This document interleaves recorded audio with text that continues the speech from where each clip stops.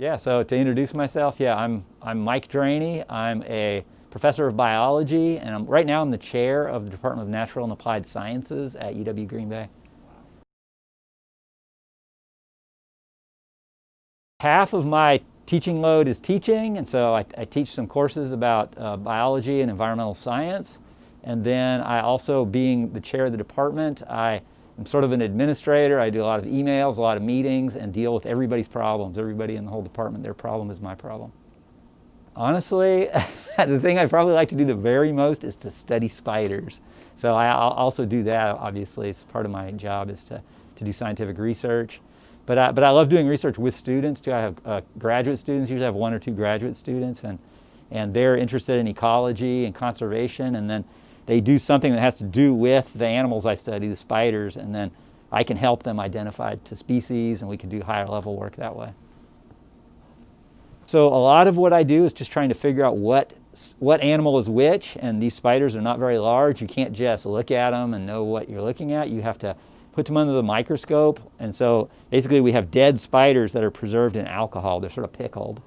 And then we put them on a petri dish, put them under the microscope, and I look at the bodies. Mostly, interestingly, the genitalia is how you tell one species from another. So I spend a lot of time looking at the genitalia of spiders under a microscope, which is something not too many people can say.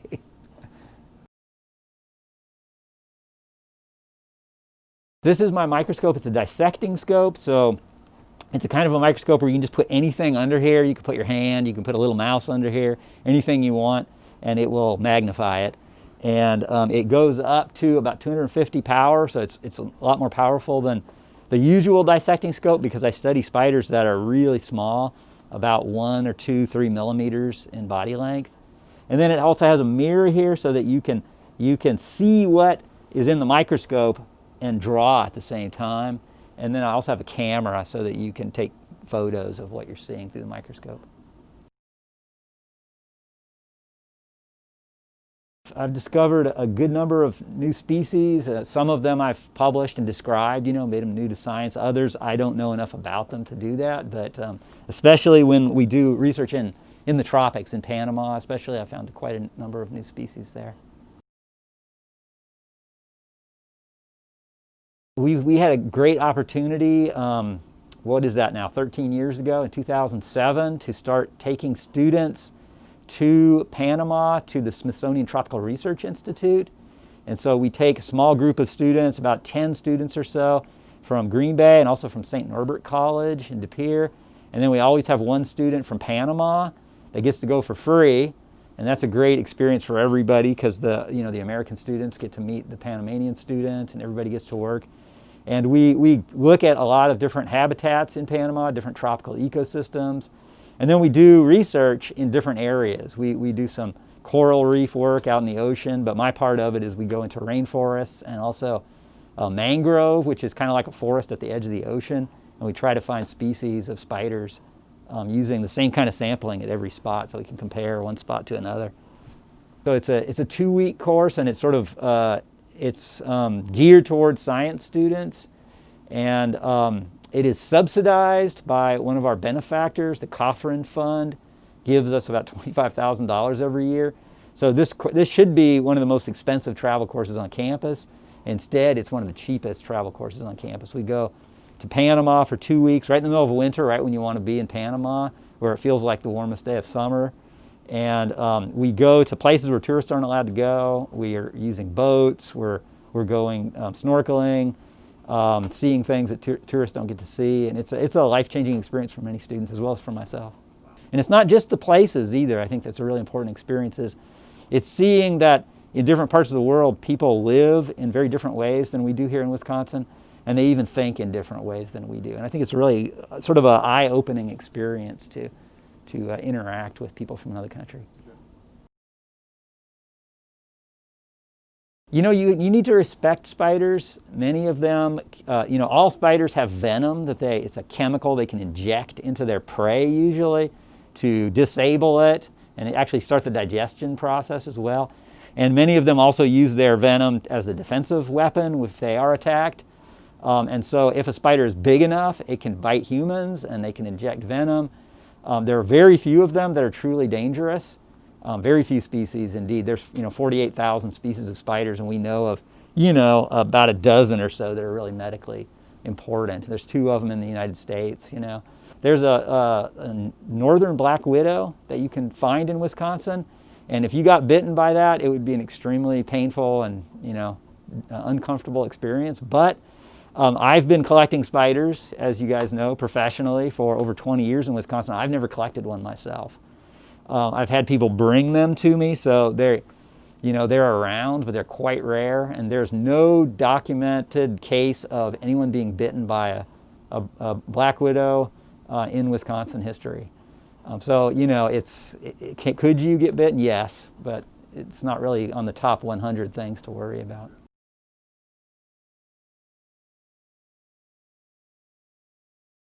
Sort of pretty early in life in a lot of ways. There's sort of 2 things going on. One is I think I was just interested in plants and animals and the outdoors from an early age. I grew up in New Mexico, where there's a lot of cool insects and spiders and scorpions and reptiles, and so I was interested in nature from a young age. But the thing that probably is the most important aspect is that I happen to be really, really nearsighted, to the point where I'm not a very good birder. Terrible hunter. I'm always the last person to see the animal, in the tree. But if you take off my glasses, I've got magnified vision of really tiny things. And so when I was a kid, I always played with insects and spiders. And so it's sort of like a natural thing for me to be interested in small animals.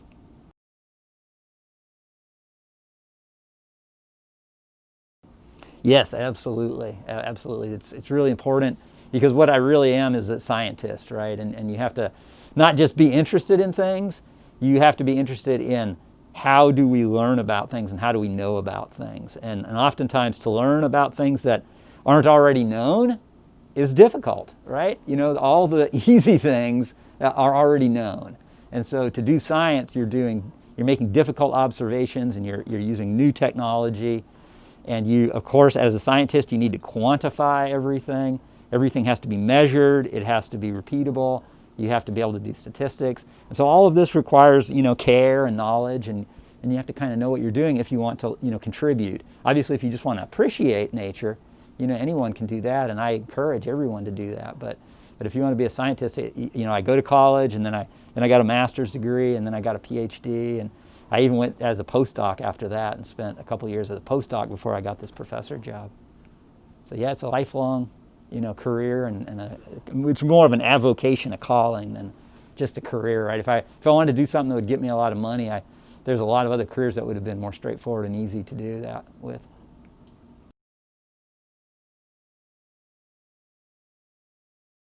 If you're interested in how do I get prepared for college, I would say, look, you're already interested in science, whatever it is. You're interested in insects or snakes, or you're interested in planets. That's not really the thing that you need to prepare for. What you need to prepare for is math, in particular. The better you are at math, the easier all of science and most of science and technology is going to be for you. So I always say focus on the math. I didn't focus on math as much as I should have, probably. And if you're interested in life, all life is really chemical reactions, and so you should take an interest in chemistry, even if that's not really what you see yourself doing, is mixing things in test tubes.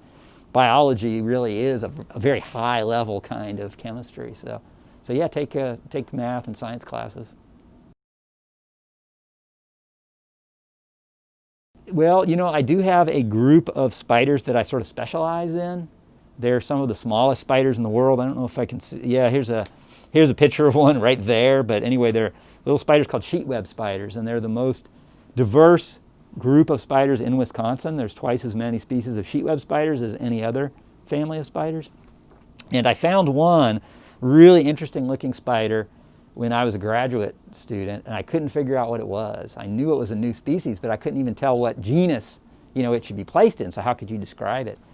And basically, after that, it got discovered by several other people, and nobody else could figure out what to do with it. And so here, 25 years later, we just described it.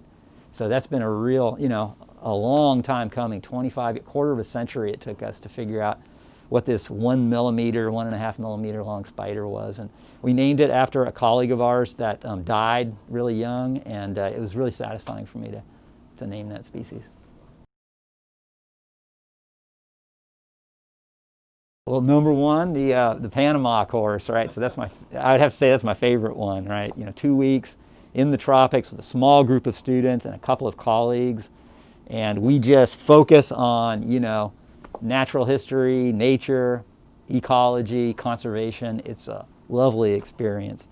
So that's my favorite one. But the thing that sort of my wheelhouse, the one that I'm most specialized in, is entomology. So it's not really spiders, it's really insects, but really entomology. I mean, I have a PhD in entomology, so insects are kind of an orphaned group, and so they're studied by entomologists as well. So anyway, we study insects and spiders and other kinds of arthropods in Wisconsin, and we make insect collections, and I really love teaching that class. I also teach a class that maybe is a little bit surprising because I'm sort of a landlubber, but I teach marine biology.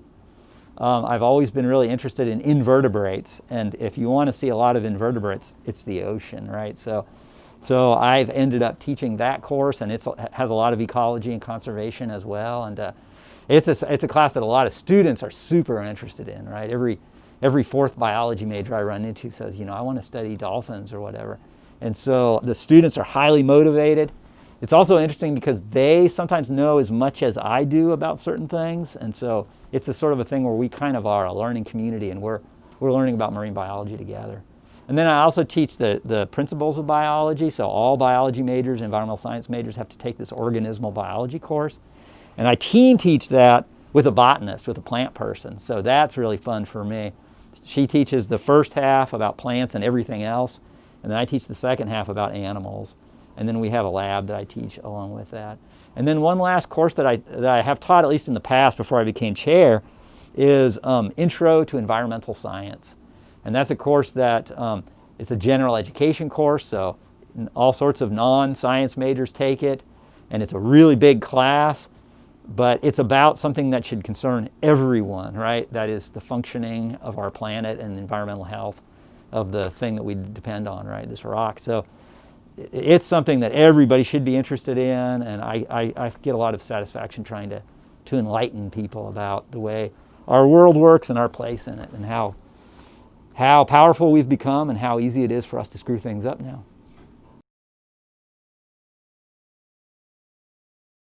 Obviously, a lot of students are like, well, I want to do what Professor Draney's doing. I want to be a professor, and that certainly is a worthwhile goal, but you have to realize that it's a long haul, right? You have to not only go through this, PhD program and everything, but you have to be quite successful at it because it's very competitive, sort of thing to become a professor. But there's a lot of other things you can do besides that. There's lots of other different educational opportunities, of course, but it's not like people are working on this stuff just because, spiders and snakes are interesting. These things are extremely important, and they have big effects on people's lives. And so there's all kinds of jobs in agriculture, there's all kinds of jobs in medicine, there's many different kinds of jobs in conservation, and certainly here in Wisconsin there's local, state, and federal entities that are all interested in managing natural resources and dealing with pollution, and there's a lot of jobs here in Northeast Wisconsin for people who are interested in environmental sciences. So yeah, oftentimes our students end up working for the Wisconsin DNR, and the U.S. Forest Service, U.S. Fish and Wildlife Service, the Environmental Protection Agency, and actually one of the biggest employers sort of interesting is New Water, which was formerly Green Bay Sewage District. But obviously they have a huge environmental impact on this area, but they're also very serious. They've got a lot of regulations they have to comply with, and there's a lot of scientists that work with them and trying to make their processes more efficient and better for us.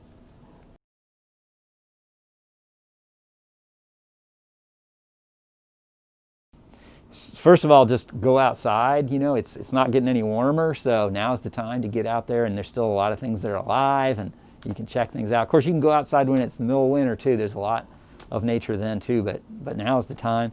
If you're inside, think about the spiders. I think a lot of people think of spiders as yucky and they think of them as messy, but almost everybody's house has got several different species of spiders, and you can actually learn an awful lot about arachnids by looking at these very different species that that live in your house either all year round or that come in for the winter. And then I have one activity that you guys could think about doing, which is it's a website, it's an organization, it's an app. It's called iNaturalist. iNaturalist is about it's a community of people that take photos of species in nature and post them, and then other people can try to identify them, or you can identify them, right? And so they get sort of crowdsourced. The identifications get crowdsourced, and the photos get used sometimes even in scientific papers. And so if you're interested, whatever it is you're interested in, plants, animals, fungi, there's going to be groups that you can join in iNaturalist, and there's almost an endless number of pictures to look at, and then you can start getting good at identifying birds or flowers or whatever it is, and you can start offering your opinions as to what things are. You're helping other people out.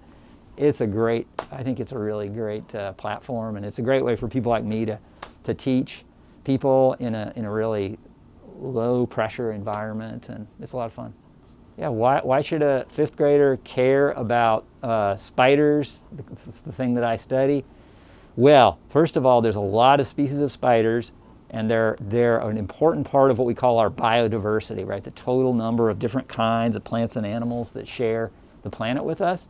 And they have really important roles to play, right? Spiders are predators, and so they're eating other animals, mostly insects. And you might think, well, it's just eating one tiny little bug. One tiny spider is eating a tiny bug. But if you add all the spiders up, people have estimated that every year the spiders on the whole planet eat more insects in the whole planet than the weight of all humans that are alive. And so they have a huge impact on ecosystems. And they also, of course, they're not just predators, they're also food for a lot of other animals too. Birds, fish, reptiles and amphibians, and other spiders and insects all depend on spiders to one extent or another. A lot of birds, when they're raising their babies, they're feeding their babies, and they mostly feed them things like caterpillars, but for a few days, the birds will shift and they will start hunting for spiders, and they will feed their babies only spiders. And that's because spiders have an amino acid called taurine, that there's a lot more of that in spiders than in insects, and it's really good for little baby birds' brains. And the baby birds that get more spiders to eat actually turn out to be smarter and more curious and sort of more outgoing than the other birds. And so it's a really important part of the bird's life cycle is to give their babies spiders as kind of a baby food.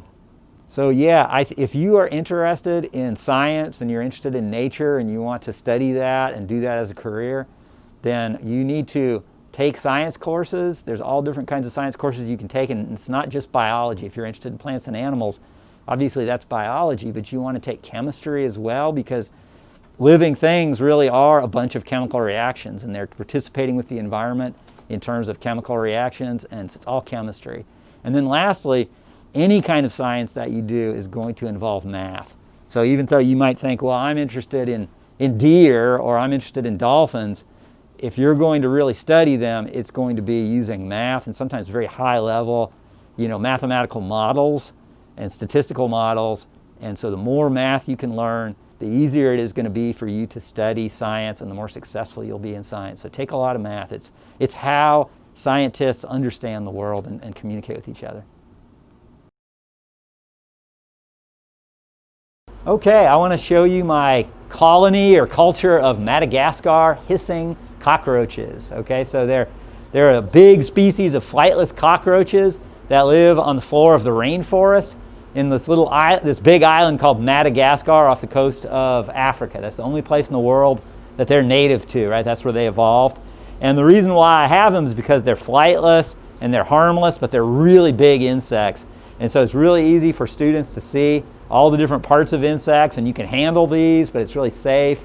And so they really make a nice educational tool. And I feed them cat food, and then also like apple cores, banana peels, lettuce, stuff like that. So they're kind of mostly vegetarian. They eat like dead leaves and stuff on the forest floor, but they also eat cat food, especially the babies like cat food for the protein. So if I want to get some to show you, they live in these little apartment complexes where there's 2 pieces of plywood with a whole bunch of cockroaches living in between. They love to be near each other, right? And so in order to really look at them, I have to entice them out with this brush. And so I basically get in there and make them all leave. And you can see them, they're starting to pour out, and then I can brush them in. Something like that. There's a few more still in here, but get the last ones out. Okay, everyone, leave. And then they're falling down a funnel into a bucket here. I guess that's enough. And so, I don't know if you can see this. It's just a funnel. And then I take the funnel off, and there must be 25 or 30. I don't know how many of these I have. I have about 5 to 7 pounds of cockroaches at any one time. But there's so many of them. There's probably thousands of them in here, especially if you count all these little ones. This is a little baby. They're very small. But the big ones can get to be really quite large. Let's see if I can find, that's a pretty big one. They get it to be about the size of a mouse. The biggest ones, maybe 1/8 of a pound or so, so a few ounces. And that's a female. Let me see if I can find a male in here. No. Looks like mostly females in here. We'll have to find a male. It'll be in a different one. The females have smooth heads, and the males have these horns on their heads. We'll put this one inside the cage here, so I can go get a different one. There she goes. It doesn't hurt. The gravity doesn't affect them like it does us, so a little fall doesn't bother them too much. Let's try this again, see if I can find a male. Oops, wrong end. Okay, everybody, out.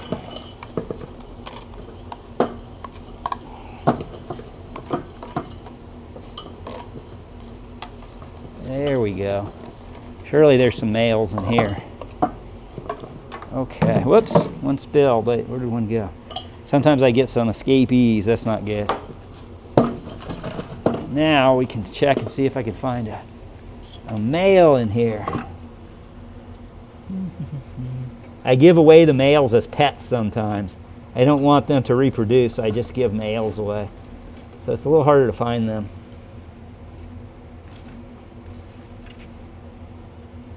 I'm having a surprisingly hard time finding males. It's interesting. Is that a male? No? I'm amazed. There's like, this is an all-female dorm here.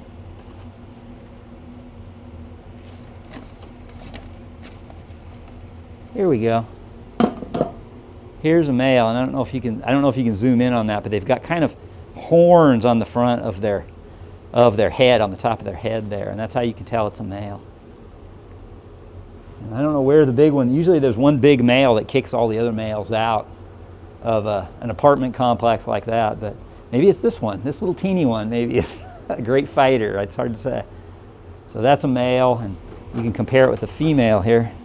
See if I can get her again. Come here, you. They feel funny when they're walking on you because they've got little claws they hold on to you with, but they're harmless. Like little cows, they like to eat, lettuce and stuff, and then they just kind of hang out together. So the female's got a smooth top of its head, and the male's got little bumps. Sometimes they'll hiss. Sometimes you can get them to hiss. When they're disturbed, they make a sound that mimics a snake. That's why they're called hissing cockroaches. And it can be kind of alarming because it really does sound a lot like a snake. And it's in nature, it's to scare away lemurs. Lemurs are primates, right, relatives of monkeys, and they love to eat these cockroaches, but they're afraid of snakes. They're really terrified of snakes, and so it seems to work pretty good to scare away the lemurs. When they hear a hiss, they'll take to the trees, right? They'll jump into the trees instead of trying to eat the cockroaches.